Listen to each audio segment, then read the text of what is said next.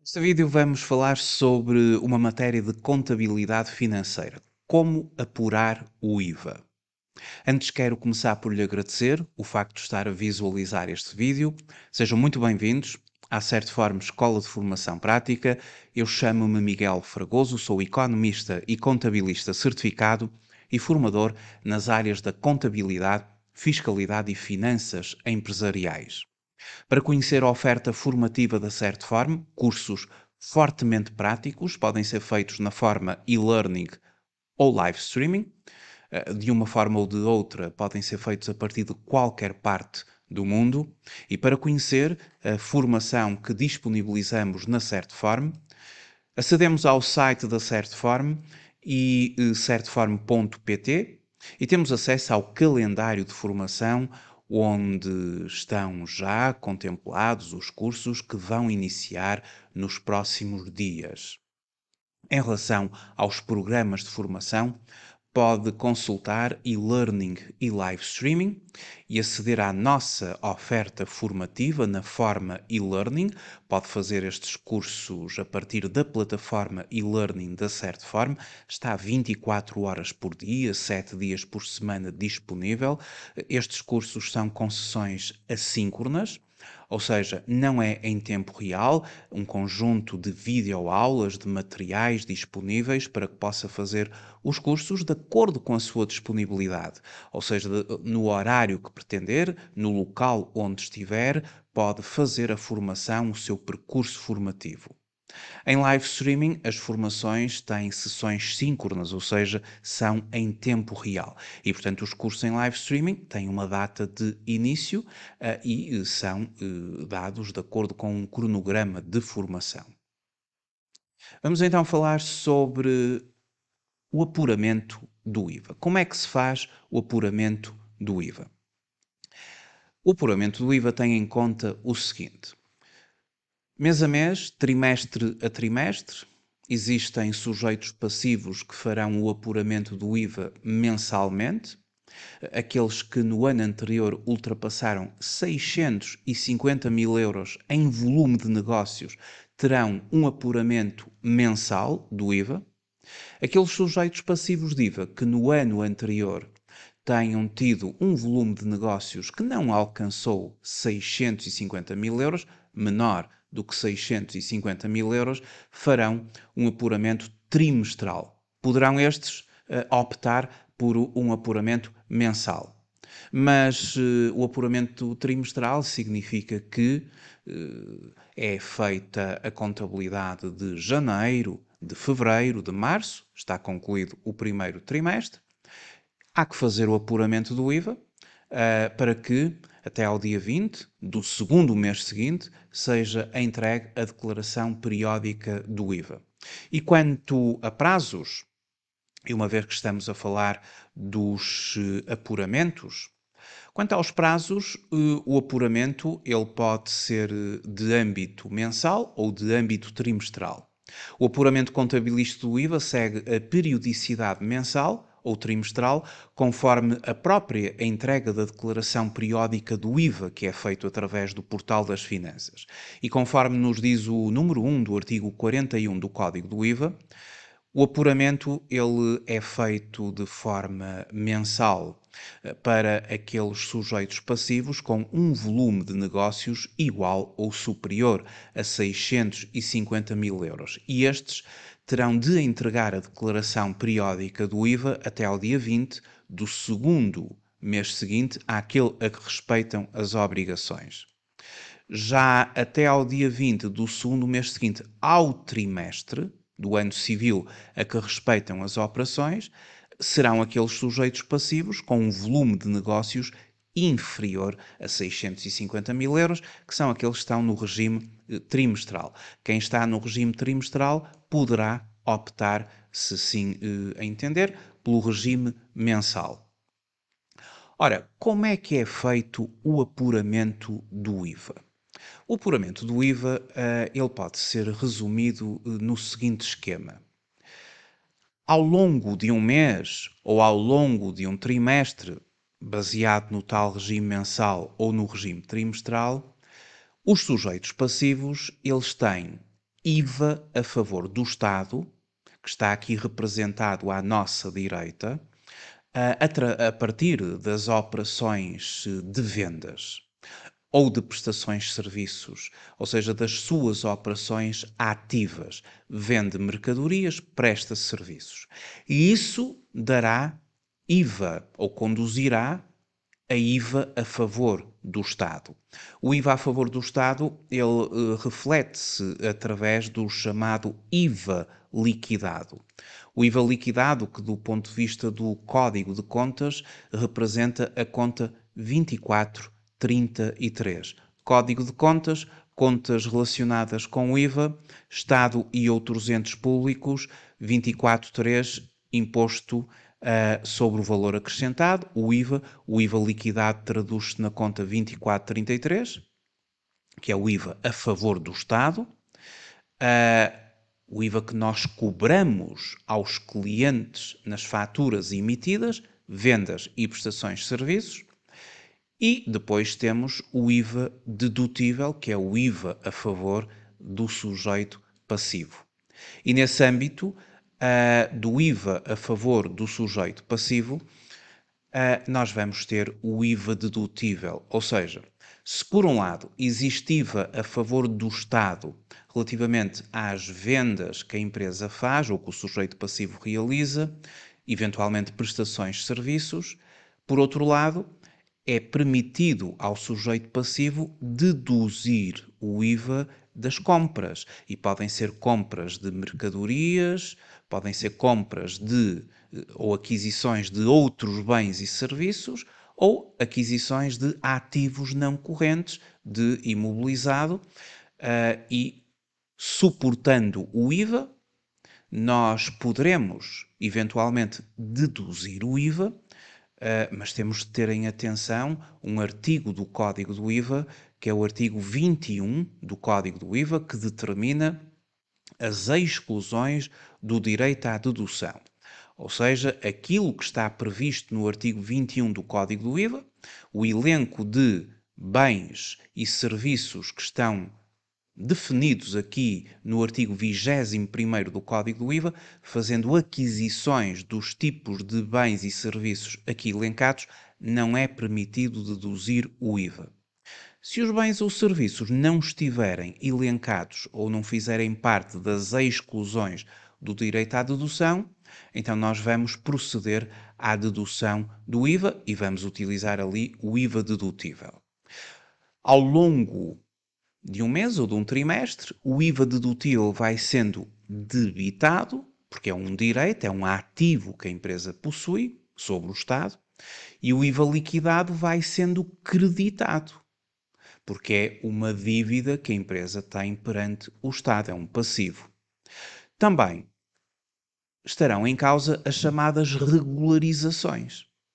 Regularizações de IVA, as quais podem ser regularizações a favor do Estado ou regularizações a favor da empresa. Regularizações a favor do Estado vão sendo ao longo dos meses, trimestre ou mês, creditadas.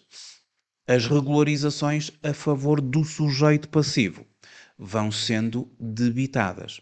Regularizações traduzem-se, por exemplo, ao nível das notas de crédito, por exemplo, das devoluções.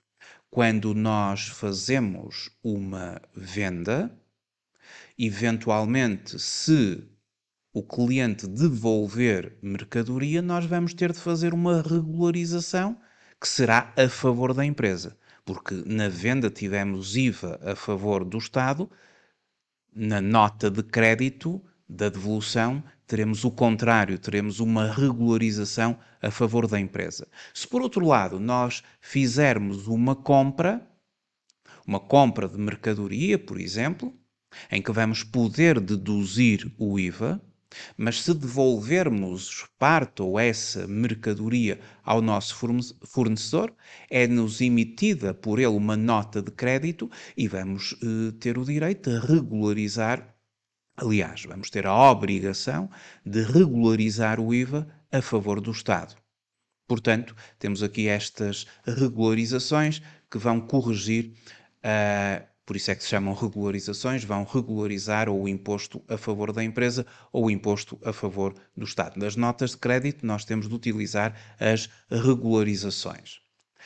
Ora, deste mecanismo que nós aqui temos, em que ao longo de um mês ou de um trimestre o IVA dedutível vai sendo debitado e o IVA liquidado vai sendo creditado, IVA liquidado imposto a favor do Estado, IVA dedutível imposto a favor do sujeito passivo, bem como as próprias regularizações, quer numa ou noutra perspectiva, findo o período mensal ou o período trimestral, nós vamos proceder ao apuramento do IVA.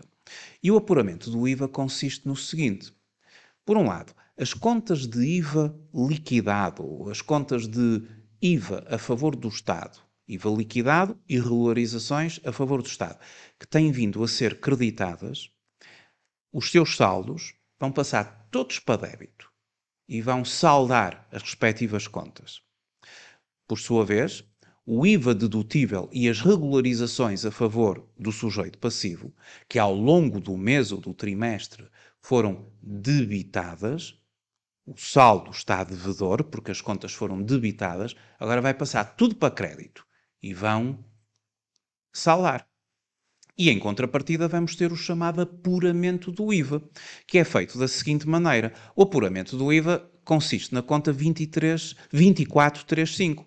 No código de contas, nós temos o apuramento do IVA a 2435, IVA apuramento. E esta conta do IVA apuramento vai receber os saldos das contas que acabei de descrever. Ou seja, o IVA liquidado que ao longo do período do imposto foi creditado, bem como as regularizações a favor do Estado, passa tudo agora para débito, saldaram estas contas e passa a conta de IVA apuramento a receber a crédito o que vem do imposto a favor do Estado. Da mesma forma, o IVA dedutível que ao longo do período do imposto foi vindo a ser debitado, bem como as regularizações a favor da empresa, passou tudo para crédito destas mesmas subcontas, que saldaram, e os seus saldos vigoram agora em IVA apuramento do lado do débito. Ou seja, o IVA apuramento acolheu agora a débito o imposto a favor do sujeito passivo, IVA dedutível e regularizações a favor da empresa, e a crédito o imposto a favor do Estado, ou o IVA liquidado ou o IVA regularizações a favor do Estado. E está agora tudo concentrado no IVA apuramento, porque aquelas contas que foram usadas ao longo do mês ou do trimestre está tudo saldado. IVA dedutível, regularizações a favor da empresa, saldado, ou seja, débito igual a crédito, IVA liquidado, IVA regularizações a favor do Estado, saldado, débito igual a crédito.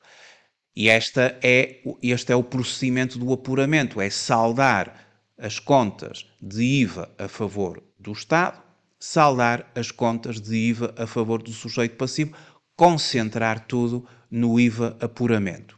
O IVA apuramento do lado débito tem agora o imposto a favor da empresa ou do sujeito passivo, do lado do crédito tem o imposto a favor do Estado. E agora há que verificar qual é o saldo desta conta de IVA apuramento. Porque se o débito for superior ao crédito, significa que o imposto a favor do sujeito passivo é maior que o imposto a favor do Estado. A diferença dará um IVA a recuperar. Caso contrário, se o IVA a favor do Estado, aqui do lado do crédito, for maior que o IVA a favor do sujeito passivo, do lado do débito, significa que vamos ter um saldo credor. E havendo um saldo credor, vamos ter de pagar IVA.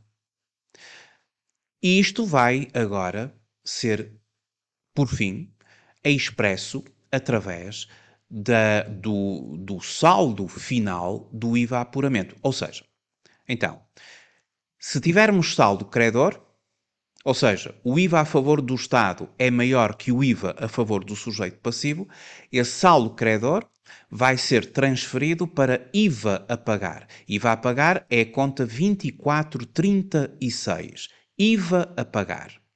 Porque o IVA apuramento no final também vai ter de saldar. E tudo ficará concentrado em IVA a pagar. A crédito de IVA a pagar é um passivo, é uma dívida. E depois, quando entregarmos a declaração periódica do IVA e procedermos procedermos ao pagamento do imposto, vamos depois, a posteriori, saldar esta conta com o pagamento. Contrariamente, se tivermos mais IVA a favor da empresa do que IVA a favor do Estado, isto significa que o saldo desta conta é devedor. O débito foi superior ao crédito. E, consequentemente, vamos ter de saldar a conta de IVA apuramento, passando esse mesmo saldo para IVA a recuperar. Nós creditaríamos o IVA apuramento para que a conta saldasse e o respectivo saldo passaria para IVA a recuperar. E o IVA a recuperar é um IVA que virá a débito, é um ativo, é um direito que a empresa tem. E havendo o IVA a recuperar, aqui a situação traduz-se no seguinte. Quando existe IVA a recuperar, ou seja, quando temos um imposto a favor do sujeito passivo superior ao imposto a favor do Estado, um de dois caminhos poderão ser seguidos. Ou vamos proceder ao reporte desse imposto, que é a regra geral. O sujeito passivo reporta o imposto. Reportar significa passar para o período seguinte, ou seja, no próximo mês ou no próximo trimestre já vamos considerar esse valor já a nosso favor, ou então, excepcionalmente, porque é uma exceção, vamos pedir o reembolso ao Estado. O reembolso do imposto, a devolução do imposto. E a questão da devolução ou do reembolso é uma questão que está prevista no artigo 22 do Código do IVA. Portanto, o pedido de reembolso é algo que está abrangido pelo artigo 22º do Código do IVA, o qual estabelece a questão dos momentos e modalidades do exercício do direito à dedução e também a questão do reembolso. Ou seja, o número 4 deste artigo 22, ele estabelece que sempre que a dedução de imposto a que haja lugar supere o montante devido pelas operações tributáveis no período correspondente, o excesso é deduzido nos períodos de imposto seguintes. Ou seja, há aqui, como regra, o método do reporte. Todavia, o número 5 do artigo 22 considera que, se passados 12 meses relativos ao período em que se iniciou este excesso, se persistir crédito a favor do sujeito passivo e que seja superior a 250 euros, podemos pedir o reembolso. 12 meses consecutivos com excesso a persistir crédito de valor final superior a 250 euros, é permitido deduzir o imposto. Há aqui mais uma situação importante a dizer, que é o seguinte. Podemos também pedir o reembolso, ou seja, não obstante o disposto no número anterior, o sujeito passivo pode pedir o reembolso antes do fim dos 12 meses que anteriormente referimos, quando se verifique a cessação de atividade ou passe a enquadrar-se no disposto nos números 3 e 4 do artigo 29º, no 1 do artigo, ou número 1 do artigo 54, ou número 1 do artigo 61, isto aqui são regimes considerados os regimes especiais do IVA, e depois, digamos que, bem como quando o crédito a seu favor a exceder 3.000 euros. Ou seja, se num apuramento de imposto, num apuramento de IVA, nós tivermos aqui um saldo devedor superior a 3.000 euros, é permitido passar para a decisão de pedir o reembolso do imposto. Nessas circunstâncias, o IVA a recuperar vai ter de saldar e temos de debitar a conta 2438 pedidos ou reembolsos pedidos.